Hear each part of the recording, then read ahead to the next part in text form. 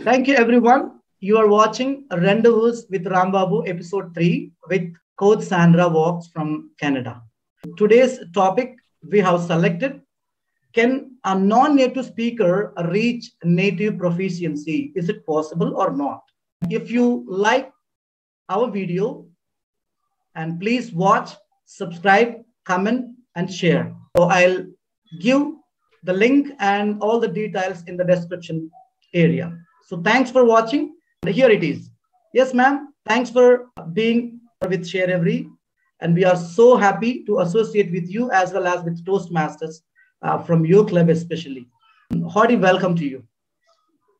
Thank you. Thank you so much.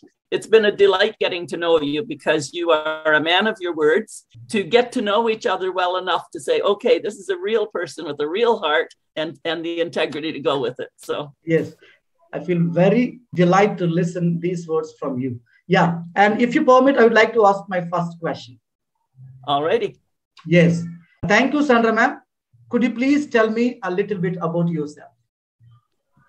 A little bit about myself. Yes, yes. I am Coach Sandra, the compassionate queen of straight talk, because straight talk gets rid of all the fluff, cuts through and makes for clear communication, in my opinion. Especially I think it's in all communication, but especially when we're dealing with different languages as well. I get carried away in a whole bunch of detail. I'm going to lose what it is that you're needing to hear. So I find the straight talk is best, particularly in speaking with other languages, other cultures. Thank you. Very happy to listen. And see, I want to listen about Share Every from your words. About Share Every. Okay. Yeah. Share Every is an absolutely amazing platform that you've put together. Really, it's a very generous, open, useful, carefully crafted platform. Oh. This is where you're making it free for people that otherwise wouldn't be able to learn English. You're making it free with sophisticated trainers, really. Yeah. People who know what they're talking about. They love learning a language themselves. They get right into the grammar and the details. That's not where I care to work too much. I love, once they've got that, I love working with people that have a little higher use of the English language. And I really do love cultures. And because I love cultures, I find accents and languages intriguing. There's a magic. And you're opening that magic through platform. Yes. Share Every. Thank you, ma'am. Whenever we listen these kind of words from the people like you, really we boost up ourselves. Here it is my third question. What are some of the most common mistakes that non-native speakers make while they're speaking? Common mistakes. Now, Rambabu, you know exactly where I'm starting with this one. Because when we started out, you would talk so fast, I couldn't hear any of it. Yeah, it was, hello, ma'am, can we talk about this? And I would say, slow down. I have to interpret in my brain through your accent what it is you're saying. And when you go, it makes me anxious. Yes. If I talk too fast to you and you're not going to be able to gather it all in, you're going to feel anxious. Yeah. Right? So that's what speed does. We need to slow down. Okay. Now, some of what you were doing as well, almost trying too hard. And I get that. I lived in Germany for a few years. And so I don't have a lot of German. But when I was learning what little bit I did need, it was stressful. It's hard because you're thinking in your own language and then trying to say it in my case, I was trying to say it in German. Okay. And sometimes somebody would say, oh, I think you're from this region of Germany. And I would think, oh, bonus. And you in India have so many different dialects and languages. Yes, yes. That if I learned a little bit of Indian, whatever that would be, I would probably sound like I came from some region, even with my accent. I don't know, but that was interesting in Germany because of all their accents. that I seemed to fit into something. But you know why that was? Was because my landlady in Germany spoke very soft German. Instead of ICH would be in some of the areas would be ich, it'd be hard. And others areas would say ich, and she would say ish. So that's just 3 in Germany for I. Ich, ich, ish.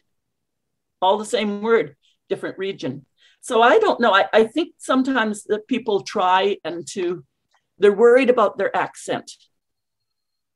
And so I think the common mistake is, don't worry about the accent, learn it for feedback, accept my feedback or not. Maybe I'm not the right one to work with, because I can be pretty straightforward. And if I'm straightforward, you might get offended. But I dig down into the specific words. So one thing that you also have done, I hear it when I'm on the Share Every platform, is you'll repeat things quickly. Yeah, coming on. Thank you, ma'am. Thank you, ma'am. Thank you, ma'am. And sometimes at the end, when they go to thank me for speaking, they don't know how to stop. They say the thank you and all the praise, and then they think, oh, I can't be done. They're thinking in their mind, I can't be done. So they start and do it all over again. And it goes on and on. So they don't know how to finish. Yeah. Don't say sorry. This is part of the learning. It's not about It's really. This is saying, oh, interesting. Okay. Yeah, that's a better response. Okay. My response want to be like that. My response want to be like that when I corrected it. Yes, positively.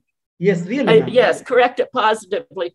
Don't take the negative. Don't say, oh, sorry. Absolutely. That's not about sorry. Absolutely. You say, oh, thank you. I'm going to write that word down and we can work on that word. Yes. Always then only turning we can around. learn. Where's the thank you? Yeah, then only we can learn. Yes. Okay. Yes, exactly. You have answered here. See, while we're speaking, we have to get reflection or feedback from the people. But many people, they don't show interest to take feedbacks. Yes. Okay. So what we should do in that case? Okay. If we want to correct them.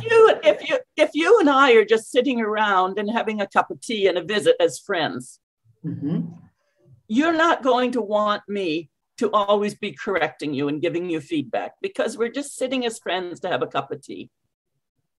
So I think there's the right time and the wrong time for correcting.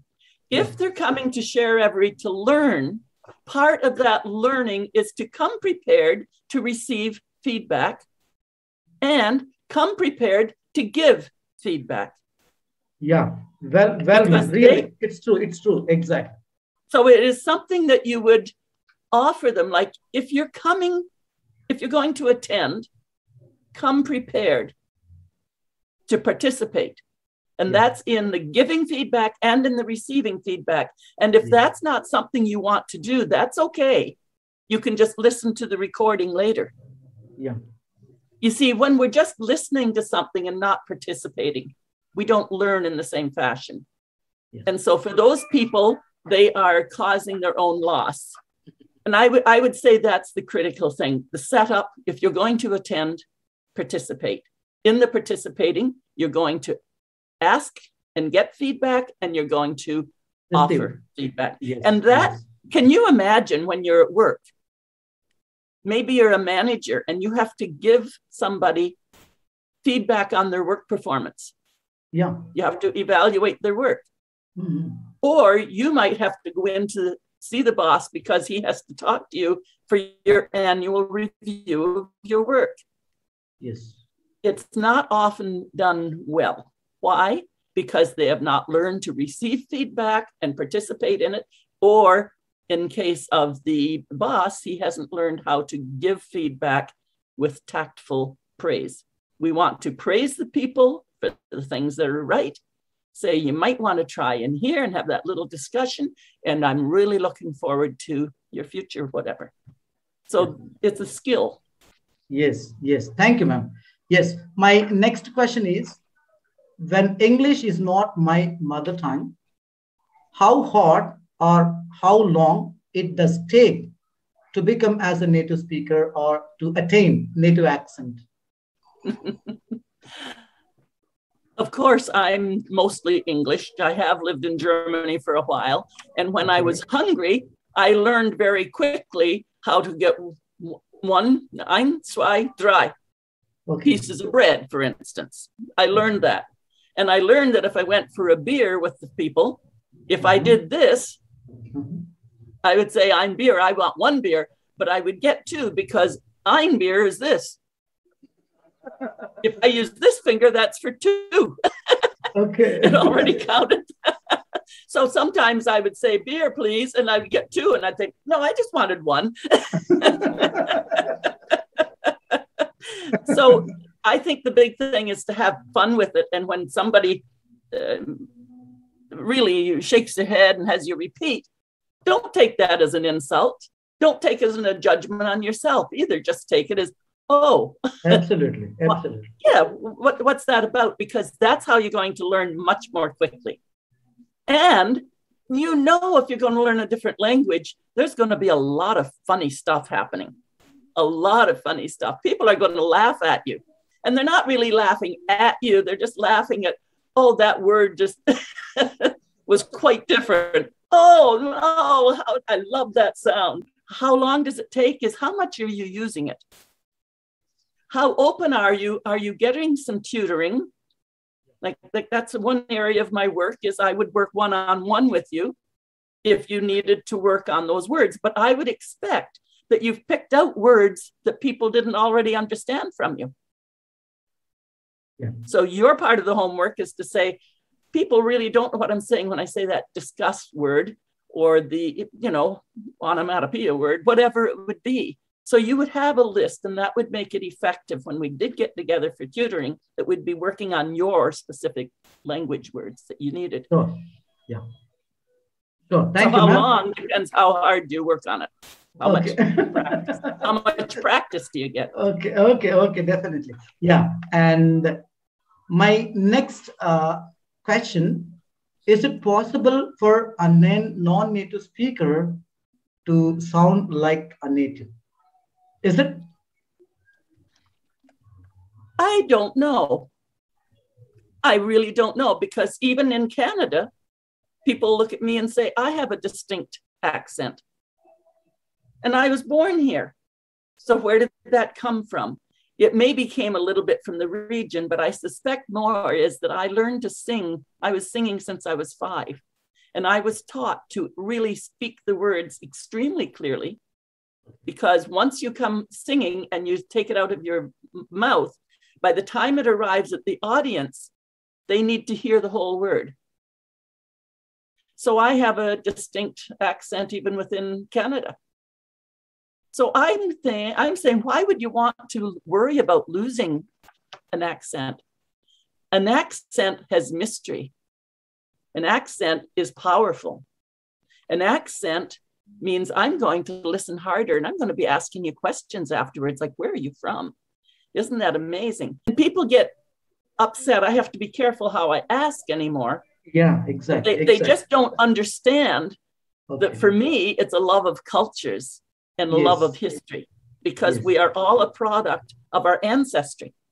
Yes, it's true. Yes. And then there's other people who are just racist or don't know how to speak about it and ask bold questions that can come across hurtful. Now, the rest of that is the conversation is, how are they receiving it?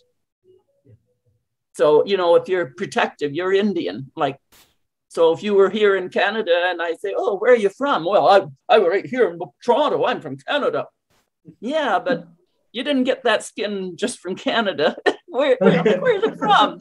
Because now look at the rich conversation we can have. Yes. That's my take, but it's not the common take. I find that. Okay. So you can't ask a native speaker how long it would take you to learn, because it's going to be how hard you work on it. I noticed your daughter, by the way, the other day, your daughter came in and she has very little accent compared to yours. She has very little.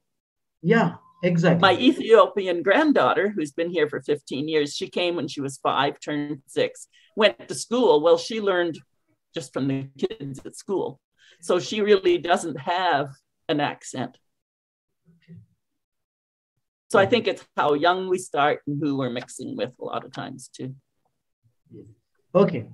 Thank you, ma'am. And the next one is, if an EFL wants to be a good enough in pronunciation proficiency, what necessary steps you would suggest if you want to attain pronunciation proficiency? What necessary steps you would suggest? I first off like to know what is their work, what is the reason for learning English. In other words, once we know who we are and where we're going to have our conversations, we can start to choose what it is we're going to learn. Okay. If you're an architect, you're going to want to learn architect language and the pronunciation and what it means. That terminology we should concentrate. The architect regarding terminology, yes. An architect would want, I mean, yes, we want the everyday conversation, but the everyday conversation will come in doing just what we're doing. Okay. And that means that you have to pick out the specific words that you find to be a stumbling block. Anything that you're asked to repeat, you're going to make a note of that and find out that way which words are a real challenge to you. Now, when we sit and work, we're going to work on that word that's a challenge, but we're also going to include it in a sentence so that it's in the context. And possibly, depending on what the topic is, we may even create a story around it so that we have the whole story. And then that starts to bring in context. Another thing I like to do is if there's a word that you need to work with, then let's move it into a phrase. So in the beginning, we had to discuss. Discuss was, the challenge word for an example here. So if we put it in a phrase, in the beginning, we have to discuss.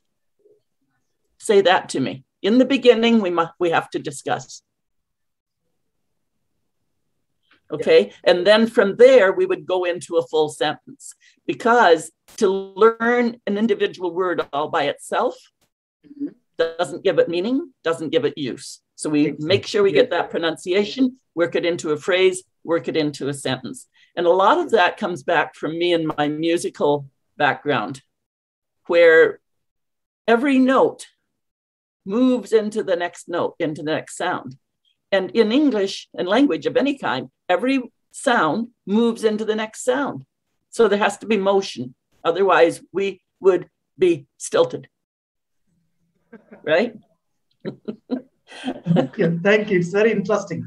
And see, my next question, we have many different accents, like British, American, Canadian, as well as Australian. But in other end, we have our own native accents. For example, Indian accent is somewhat different when we compare with the popular accents. See, being as a non-native speaker, which they have to follow, either popular accent like American, British, or our own accent like Indian accent. So this is a $1 million question in many minds. Yes. First off, why would you want anybody else's accent but your own? Because that's the truth. That's the you. Okay. What accent are you going to pick up is going to be who you surround yourself with. Yeah. If you're learning mostly from British people, you're going to pick up their British accent. Well, they can't do anything else. Okay.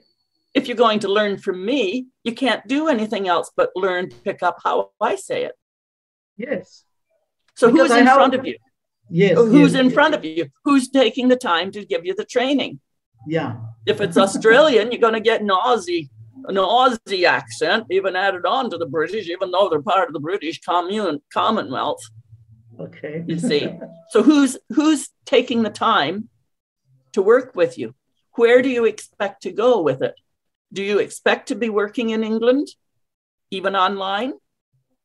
Do you have British trainers? If that's the case and that's where your future is going, great. Yeah. If you think you're coming to Canada or the States and you're going to either move here or communicate here more, who's going to be putting in the time to work with you? That's what you're going to learn. So whoever you're working with, somebody else could do and somebody else could do exactly what you're doing about teaching English, and it could be all British based. Well, it's all going to come out British accent.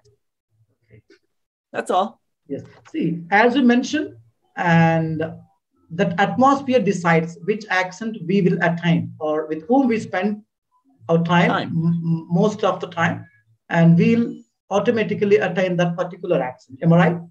That's right. Yes. Can't be any other way. Thank you. The big thing is to do not apologize for your accent. Do get clear so you can be seen, you can be heard, and most important of all, be you. That's wonderful answer. Thank you. I love it. Yes. My last question in this rendezvous with RAMBABU and episode 3. It's very interesting. And really, I'm so excited to answer for this particular question. See, that is why non-native speakers or ESL speakers feel nervous when they're speaking with native speakers, but not with non-native speakers. They can be free while they're speaking. Being as an Indian, while I'm speaking with another Indian as my opponent, and I don't get any discomfort. Okay, while I'm speaking with a native speaker like you, either a Britisher or American, so definitely I feel nervous. What might be the reason behind this? It's my question. Well, I would like to ask you why you would be nervous. However, my thought on that is we don't know each other. Yeah. And so when we first get talking to somebody that's of another language, we don't have a history, we don't have a background, and it's a little bit of an anxiety, almost like just meeting somebody new. We get that same feeling. We don't know whether we walk in this world, and I think we lay our eyes on somebody or hear somebody and we make a quick judgment. We make an instant assessment. Okay. That's a judgment. Okay. And so I have a funny feeling that we get worried about, are we going to be judged? And if we're worried about somebody judging us, obviously we've got that in our head that we're judging them at the same time. So it's this judging and fear of being judged that I think holds us back. And it just can't be avoided until we get to know each other. I mean, even when you and I met on Facebook, there was that communication back and forth where I'm testing you, like, who are you and what have you got to say about this? And you're testing me the same way until we recognize. Yeah, so we start out with the judgment, but we're not afraid to explore and go further. Yes, yes. If it's instant judgment and you're cut off and somebody just judges you and says, moves on, they're just being rude, and that's on them. Yes. Yeah, so I think it's a judgment and a fear of judgment while we're assessing who are each other and are we going to dance together in this little piece of this life. Yeah. Thank you so much for your valuable time, and not just that, and your really true answers, which is very helpful to the non-native speakers. If you permit, very soon I want to take one more like one-on-one interview very soon. Already. Yes. Thanks for joining and for your. Thank you for having me. Yes. Thank you, ma'am. Bye-bye. Bye-bye. Bye-bye. Yes.